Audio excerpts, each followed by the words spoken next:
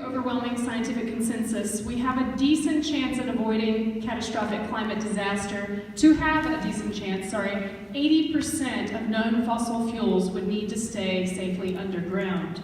Fortunately, the Bureau of Labor Statistics projects that wind and solar energy will be the fastest growing U.S. job sector in the next decade. On the other hand, the global fossil fuel industry plans to extract almost 6 times the amount of carbon that is safe to burn.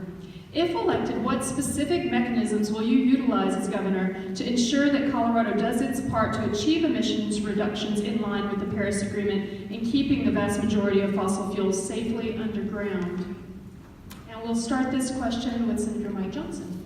Thank you so much for the question. I think this is why the importance of having a clear goal that's saying this is where the state is heading. This is why 100% plan by 2040 matters, is as Kennedy said, not because you'll accomplish this in the first day or the first 100 days or the first 1,000 days, but you have to begin. That's how you put a man on the moon. That's how you get to an entirely renewable economy. And so I think that's why these goals matter, and that's why you can move in a dramatic way.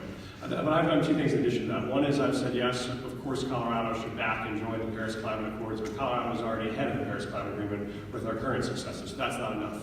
I've gone farther and said Colorado should join what's called the MOU under 2, which is the Memorandum of Understanding by some states and many countries who have said they will make a commitment that over the next 100 years they will adopt policies that prevent the Earth's temperature from increasing more than 2 degrees Celsius. That means you have to have a comprehensive plan that is both about the electricity grid, it's both about fleet vehicles, it's about alternative sources in all facets of the economy, and it's even paying attention to the actual outcomes that matter, which is the Earth's temperature warming, and what are we doing to contribute to it, and what can our state do to say if the federal government is not going to lead in this instance, then the states will lead ourselves. We'll not only lead courageously as Colorado, but we'll look to other states in the Rocky Mountain West who want to join us to say we're going to build a coalition with or without the president to make sure that Colorado both honors Paris and goes farther by containing the growth of the Earth's temperature over the next 50 years. So I think we're seeing one of the most important transitions in a generation. We all live through the technological revolution. We are well into the energy revolution.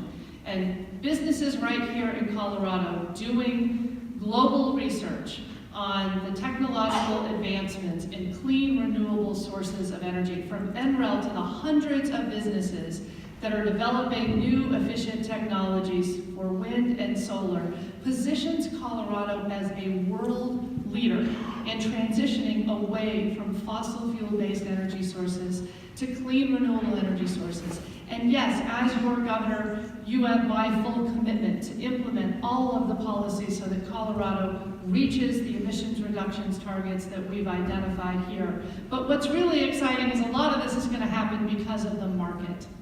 Wind and solar energies, the cost has come down so low that it is now in many cases the cheapest source of energy to develop. And that's why we're going to see this shift, and it's the technologies that are produced right here in Colorado that give us an enormous economic opportunity to market these products nationally and around the world and watch this transition happen in our lifetimes. So the biggest part was the previous question about how we can power our grid with 100% clean, renewable energy, whether we get there in 2035, 2040, or even sooner. We need policies that get us there. The second big part is going to be how we convert our vehicle fleet to electric vehicles. So it'll fall to the next governor to build the infrastructure package to get ahead of the curve on infrastructure. And we're looking at policies like front range rail by low to Fort Collins. But in addition, building into infrastructure, electric vehicle infrastructure, charging stations to make sure that our state is the leader in not only converting the grid over to green renewable energy, but then powering our vehicle fleet with electric vehicles rather than internal combustion engines, which are less efficient in converting fossil fuels into energy than even inefficient coal power plants. So since it'll fall to the next governor to build that coalition, we need to have a long-range goal of making sure that we can oversee this entire transition.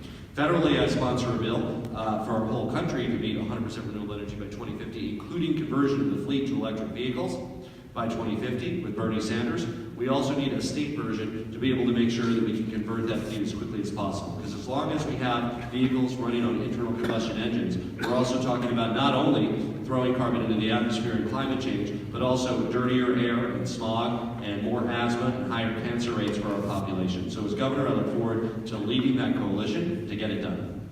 Leadership starts at the top, and I agree with Jared. We need to convert our state fleet to electric cars, and we also need to look at giving tax credits to builders and businesses who want to implement solar method, for energy use. We have to look at that, and that's one way that we can lead. We also need to look at the Hyperloop. I don't know if you're familiar with the Hyperloop, but there is a concept of having a Hyperloop from Fort Collins all the way to Pueblo. And I think that's something that we need to look at and invest in, because it would save a lot of money for community purposes and also time. And we also need to build out our rail system outside of Metro Denver.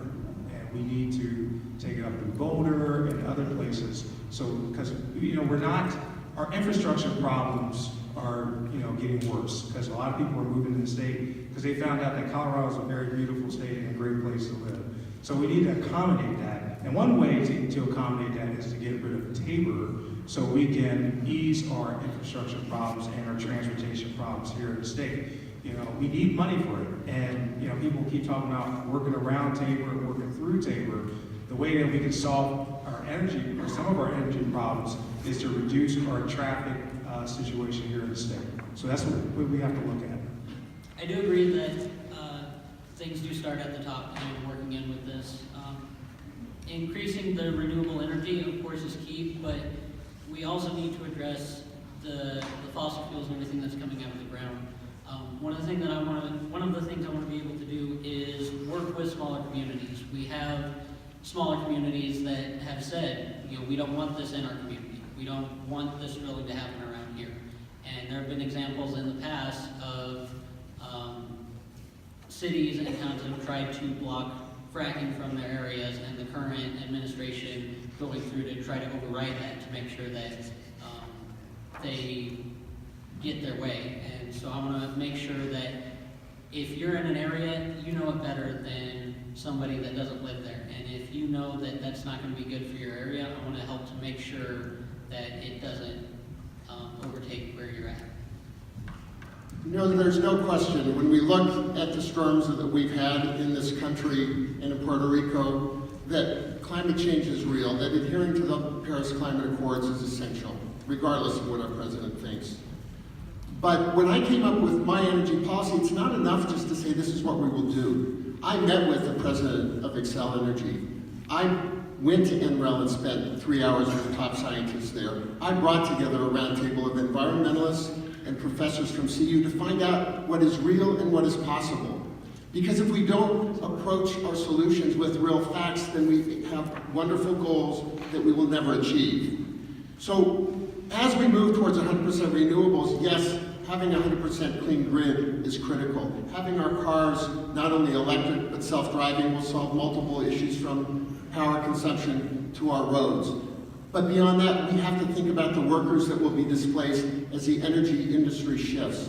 As your next governor, I will instruct the Office of Economic Development to work with communities and identify the future for their communities. If you're on the Western Slope, what comes next for your workers? And I will work with the Department of Labor and Employment to make sure that we have resources available to them to retrain. As our economy shifts, we have to make sure not only that we move to renewable resources, but we don't leave those communities behind and the workers that will lose their jobs.